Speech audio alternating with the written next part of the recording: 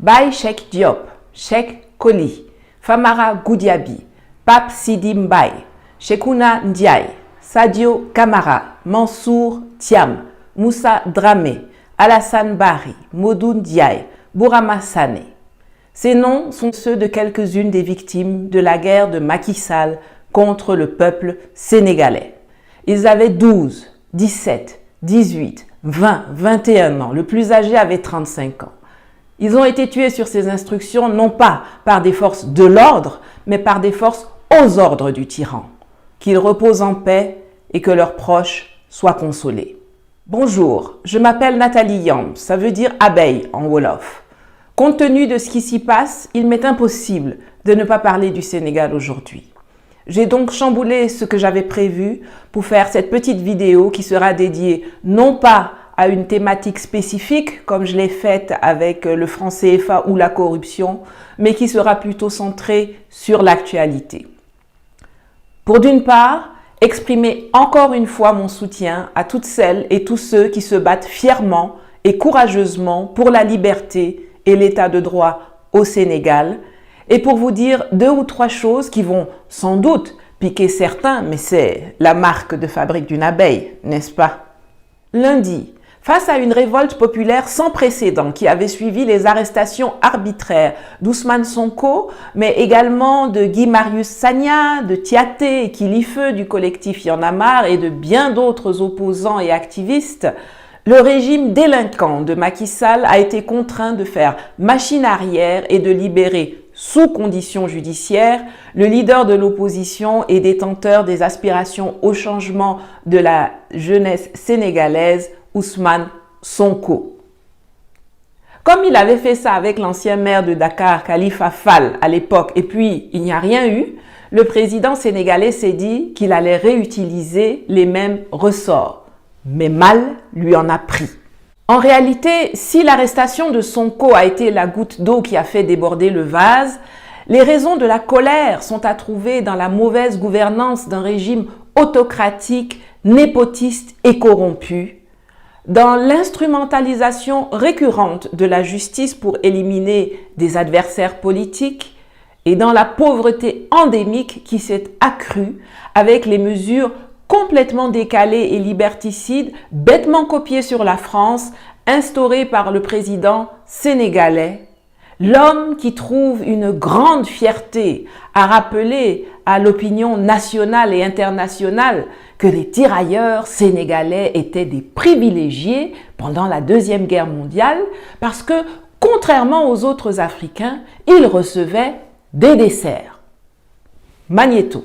J'ai dit récemment aussi en France, parce que ce sont nos amis les Français, et nous avons une relation particulière avec la France. C'est vrai, ils nous ont colonisés, il y a eu une décolonisation pacifique, mais comme me disait le professeur Ibader, ils ont toujours aussi respecté les Sénégalais. Parce que le régiment des tirailleurs sénégalais, quand eux ils étaient dans les casernes, ils avaient droit à des desserts pendant que d'autres Africains n'en avaient pas. Tout ça c'était des signes de proximité, disons, et d'amitié quelque part. Par contre, quand il s'est agi de leur payer leur solde, ce ne sont pas des mousses au chocolat ou des éclairs à la vanille qu'ils ont reçus, mais plutôt des rafales de mitraillettes tirées à bout portant par des soldats de l'armée de France qu'ils avaient contribué à libérer. Une exécution, un massacre que la France a essayé de dissimuler. Je vous recommande la lecture de la bande dessinée « Mort pour la France » publiée aux éditions Les Arènes, dont je vais mettre le lien quelque part, qui revient sur cet épisode barbare et honteux, comme il y en a tant de l'histoire coloniale française. Les descendants des martyrs de Thiaroye auront apprécié à sa juste valeur la sortie dégradante de Macky Sall. Enfin, refermons la parenthèse et revenons à l'actualité. Nous sommes une famille. A-t-il eu l'audace de radoter dans une allocution télévisée insipide qu'il a tenue lundi soir après que le président du PASTEF, fraîchement libéré, ait prononcé un discours d'anthologie quelques heures avant? Ah bon? À quel moment, toi, Macky Sall, tu es de la famille de ceux que toi-même tu qualifies de chômeurs, que ton ministre de l'injustice décrit comme des lutteurs désœuvrés et que ton sinistre de l'intérieur appelle des terroristes? C'est comme ça que toi tu traites ta famille, Macky? Tu fais tuer tes enfants, Macky? Nous, on sait comment tu traites ta famille. Quand c'est ton frère Aliou qui empoche les pots de vin sur l'argent du pétrole, tu mets tout en branle pour le protéger et le soustraire à la justice. Quand il y a Covid-19, ta femme prend les vaccins pour faire vacciner chez vous à la maison tous les membres de ta famille et de ton clan. Tu prends ton beau-frère, tu le mets ministre, au calme. Quand des journalistes français se font tuer à Paris, tu bondis dans ton avion pour aller défiler comme un charlot en pleurant que tu es Charlie. C'est comme ça que toi, tu traites ta vraie famille. Sinon, quand les 140 jeunes qui essayaient de fuir la misère que tu leur imposes depuis 9 ans se sont noyés au large des côtes sénégalaises en octobre 2020, c'est en vain qu'on a attendu une larme ou une parole de compassion de ta part. Et au Sénégal, les médias indépendants, tu les fais bloquer sur Canal+, de Bolloré, ton copain corrupteur à qui tu as refilé le terminal roulier du port de Dakar une fois que tu es arrivé au pouvoir. Je parle de lui dans ma dernière vidéo dont je vous mets le lien ici. J'espère vraiment que les Sénégalais ne vont plus se laisser berner. Un individu comme Macky Sall n'aura hélas jamais l'honneur nécessaire pour reconnaître qu'il a failli, trahi son serment fait devant le peuple et qu'il faut qu'il se retire pour que des élections anticipées soient organisées dans les 60 à 90 jours comme le prévoit la Constitution. Au contraire, tous les complots qu'il fomente inlassablement avec l'aide de magistrats et de fonctionnaires corrompus pour éliminer ses adversaires potentiels montrent que le type veut se représenter en 2024. Ça ne se fera plus, sauf si les populations baissent la garde. La lutte n'est pas terminée avec la libération provisoire d'Ousmane Sonko.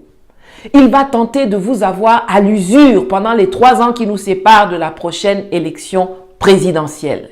Macky Sall va s'attaquer à des figures moins emblématiques pour casser la résistance. Il va lancer sa flicaille sur des manifestants lambda qui seront arrêtés sur la base des photos et vidéos publiées sur les réseaux sociaux sans que cela ne soulève les foules. Il faut rester mobilisé. Il faut rester dans les rues et maintenir la pression. Sinon, vous êtes foutus. Et ceux qui n'auront pas encore été libérés resteront en tôle, rejoints par d'autres comme Cheikh Diouf, cet étudiant qui a été arrêté hier par des éléments de la police à la sortie de l'hôpital Aristide Le Dantec, où il était allé faire changer son pansement. Cheikh a été amputé de la main après avoir été blessé par balle lors des manifestations de l'UCAD. Pourtant, le PR a promis lundi que les blessés seraient pris en charge par l'État. Mais il a la langue fourchue d'un serpent. Macky a libéré Ousmane pour faire tomber la pression et on dirait qu'il est en train de réussir. Alors qu'avec ses sales méthodes dignes de la Gestapo, il est en train de saper la résistance. Si vous vous relâchez parce que Sonko a été libéré, vous aurez gagné une bataille, mais vous allez perdre la guerre. Quand tu as assommé un serpent, si tu ne vas pas jusqu'au bout en lui écrasant la tête, il ne faut pas t'étonner qu'il te morde quand il retrouve ses esprits. Ne faites pas cette erreur, ne laissez aucun répit à Macky Sall. Il faut qu'il démissionne, il faut le déloger du palais. Macky Sall n'est pas seulement fort dans vos riens, c'est aussi un rusé. C'est un pur produit du système france-africain qui avait réussi le tour de passe-passe de blaguer les naïfs en se faisant passer pour un anti-système face à un Abdoulaye Wade qui voulait s'éterniser au pouvoir en 2012. Maintenant que le masque est tombé, que le voile est déchiré, tout le monde voit qui il est vraiment. un serviteur zélé des intérêts français et de ceux de son clan. Ce n'est pas par hasard que pendant que Ousmane Sonko commémorait les morts pour la patrie, Macky Sall a préféré se lamenter à propos des supermarchés français détruits ou pillés lors des manifestations. D'ailleurs, parlons de cela. Je ne peux pas terminer cette vidéo sans évoquer M. Edgar Bonte, le président de Auchan Retail. Dans une communication sur son profil LinkedIn le vendredi 5 mars 2020, le sieur, avec toute la condescendance qui fait partie du pédigré des patrons de multinationales françaises, dit, et je le cite, « S'attaquer à Auchan en croyant viser les intérêts français est une erreur de cible et négative pour le Sénégal lui-même. Au Sénégal, nous faisons vivre près de 1700 familles sénégalaises. Nous permettons à plus de 500 producteurs et industriels sénégalais de se développer et d'embaucher. Nous répondons par des prix bas et des produits de qualité aux besoins alimentaires et d'équipement des Sénégalais et les millions d'euros de taxes et d'impôts que nous payons chaque année contribuent au développement du Sénégal. » Fin de citation. Ah bon? Toi, Edgar Bonte, tu as vu le Sénégal développer? Selon les chiffres du PNUD et de l'Institut des statistiques de l'UNESCO, 99% de la population âgée de 15 ans et plus en France sait lire et écrire. Au Sénégal, ce sont seulement 49,7%. Cela signifie que plus de 50% de la population est analphabète. Il est où le développement? Quand tu regardes la gueule des hôpitaux au Sénégal et puis celle des hôpitaux en France, ça te semble être même chose? Les milliers de jeunes qui émigrent et meurent en tentant l'aventure migratoire chaque année, c'est pour fuir le développement? Vous vous installez partout et ce faisant, vous causez la disparition de marchés traditionnels, ce qui précarise les gens. En 2018, votre chiffre d'affaires au Sénégal a augmenté de 152%. En 2019, il a encore augmenté de 27%. On dirait que la chose qui se développe le mieux, c'est votre compte en banque et vos dividendes familiaux. Tu dis que vous faites vivre 1700 familles sénégalaises. Vrai, vrai? Mais Edgar, l'Afrique, elle fait vivre la France. Sans l'Afrique, la France n'est rien, ni sur le plan économique, ni sur le plan diplomatique. Et puis moi qui parle là, j'ai été DRH dans des multinationales pendant des années en Afrique. Quand tu dis que tu fais vivre des familles sénégalaises, le salaire d'une caissière, du balayeur, du boucher chez Auchan Sénégal, c'est combien? Et par rapport au salaire du directeur financier expatrié du groupe, c'est combien? Non, monsieur le gendre du milliardaire Patrick Mullier qui paie 135 € d'impôts en Belgique avec une fortune de plus de 1,1 milliard d'euros. Non, tu ne fais pas vivre. Tu n'es le sauveur de personne au Sénégal. Tu exploites des travailleurs qui réussissent à faire survivre leur famille. Le jour où Sonko va arriver à la présidence de la République du Sénégal, ou plus tard en 2024, c'est là où on va voir combien d'impôts vous avez payés et combien d'impôts vous n'avez pas payés.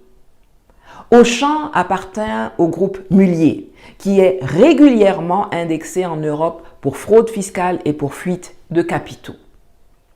Les affaires de double, triple, quadruple, quintuple comptabilité dans lesquelles la grande distribution est spécialisée en Afrique, ça prendra fin ce jour. Parce que Ousmane, il s'y connaît bien en la matière. C'est même parce qu'il dérangeait trop et posait beaucoup de questions jusqu'au Parlement que cet inspecteur des impôts a été radié de la fonction publique par Macky Sall en 2016. Mais comme disent les Américains, « What goes around comes around ». Ça se saura. Le moment où on va voir clair dans tout ça est proche. Faut pas être pressé, Edgar. En attendant, un conseil.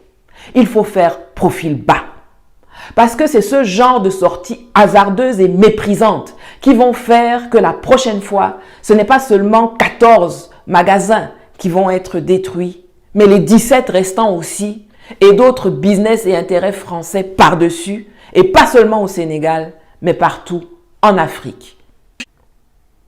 Nos présidents, qui sont vos contremaîtres, c'est quand on touche à vos affaires que ça leur fait mal. Ils sont l'infanterie d'un système auquel vous appartenez. Vous et eux, vos intérêts sont liés.